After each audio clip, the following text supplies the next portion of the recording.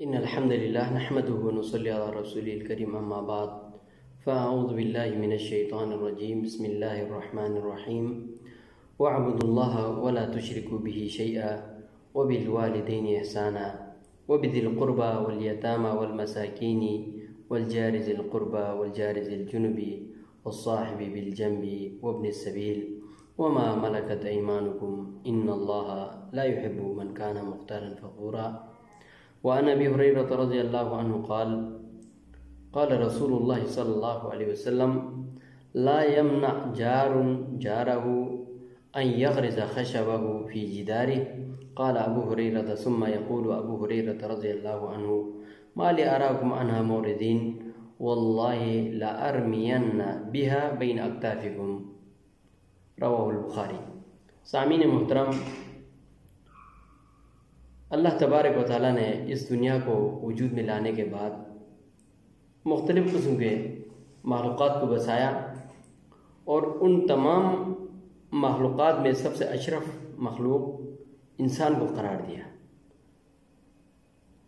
اور ہر مخلوق کے درمیان آپس میں حقوق کو تقسیم کیا. ہر ایک کا اپنے معیار اور اپنے تخلیق کی حیثیت سے اس کا حق ہے. جانوروں کا اپنا حق ہے، انسانوں کا اپنا حق ہے. انسانوں کے درمیان بھی ہر ایک کا معیار مختلف ہے. باپ کا حق الگ ہے، بیٹے کا حق الگ ہے، اولاد کا حق اور، والدین کا حق اور، استاد کا حق اور، شاگرد کا حق اور، قریبی رشتہ داروں کا حق اور آپس میں، اور اسی طرح یتیموں کا حق، مسکینوں کا حق، پڑوسیوں کا حق. جو پڑوسی رشتہ دار ہے ان کا اپنا حق، جو پڑوسی رشتہ دار نہیں ہے ان کا اپنا حق.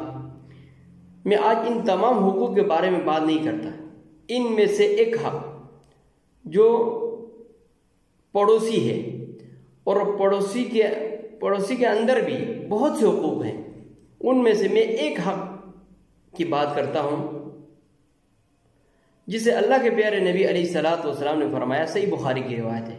حضرت ابو ہریرہ رضی اللہ تعالیٰ عنہ فرماتے ہیں ان رسول اللہ صلی اللہ علیہ وسلم قال لا يمنع جار جاره ان يغرز خشبه في جداره. کوئی آدمی منع نہ کرے پڑوسی آپس میں جب کسی کو ضرورت پڑ جائے کوئی لکڑی گاڑنے کی کسی کے گھر کے ساتھ تو وہ منع نہ کرے. کبھی کبھار ضرورت پڑ جاتی ہے کپڑا لٹکانے کے لیے، دیہاتوں میں عموماً ہوتے ہیں، بیر بکریوں کے باڑ بنانے کے لیے یا گیلری لگانے کے لیے، کوئی جال لگانے کے لیے.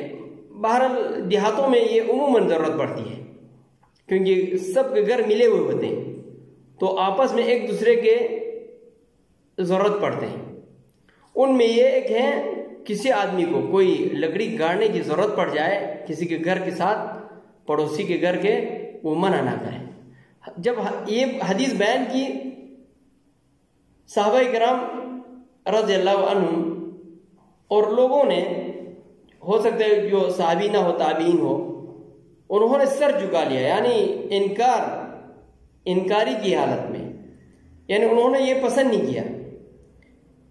تو حضرت ابو ہریرہ رضی اللہ تعالیٰ عنہ فرماتے ہیں واللہ لأرمین بها بین اکتافکم. اللہ کی قسم میں تم لوگوں کو دیکھ رہا ہوں، تم لوگ گویا کہ انکار کر رہا ہے، یعنی ناپسندگی کا اظہار کر رہا ہے. اللہ کی قسم اگر ایسی بات ہوئی تو میں تمہارے گردن پر یا تمہارے کندھے کے اوپر میں گاڑ دوں گا. یعنی اتنا حقوق بتا دیا. یہ کیوں؟ تاکہ اس دنیا کا بیلنس برابر ہو. اس دنیا کا بیلنس اس وقت برابر رہتا ہے جب ایک دوسرے کے حقوق کا احترام کرے، ایک دوسرے کا خیال رکھے، چھوٹے بڑے کا خیال رکھے، والدین اپنے بچوں کا خیال رکھے، جب بچے بڑے ہوں تو اپنے بوڑھے والدین کا خیال رکھے، آپ پڑوسی آپس میں خیال رکھے، رشتہ دار آپس میں خیال رکھے، غریبوں کا خیال رکھے، مسکینوں کا خیال رکھے، مسافروں کا خیال رکھے. جب خیال رکھیں گے بیلنس برابر رہتا ہے. جب ایک دوسرے کا خیال رکھنا چھوڑ دیں تو دنیا کا نظام درہم برہم ہو جاتا ہے، بیلنس آؤٹ ہو جاتا ہے۔ تو آج کی دنیا میں ہو سکتا ہے دیہاتوں میں ہو، لیکن عموماً یہ صرف پڑوسی کے ایک دوسرے کے پڑوس میں ہو، تو یہ لکڑی گاڑنا یہ رواج بہت کم ہو چکی۔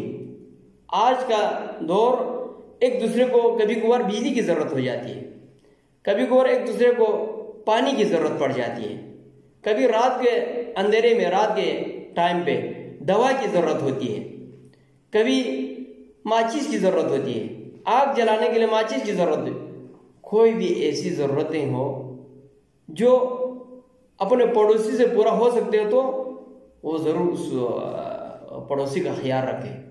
اگرچہ لکڑی گاڑنے کا موقع نہیں ہے، لیکن پڑوسی کو بجلی کی ضرورت ہے وقتی طور پر، پورا مہینہ نہیں۔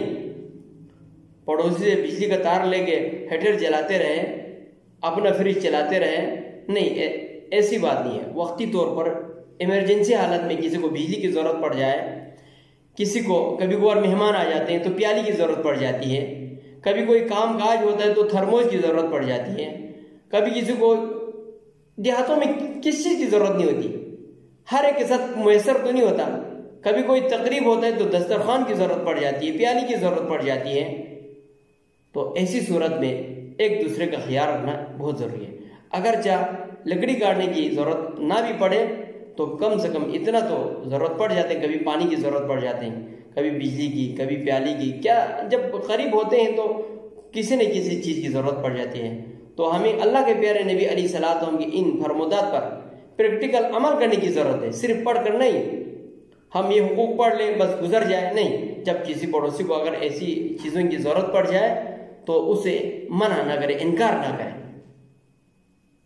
حضرت ابو ہریرہ رضی اللہ عنہ کی جو سختی ہے، اس حدیث سے ہمیں یہ پتہ چلتا ہے، اس مفہوم سے، کہ ہمیں منع بالکل نہیں کرنا چاہیے کہ کوئی بھی ضرورت کی چیز ہو مانگے، پڑوسی کو ضرورت ہو تو اس کو دے دینا چاہیے۔ اللہ تبارک و تعالیٰ ہمیں عمل کی توفیق دے۔ وآخر دعوانا ان الحمد للہ۔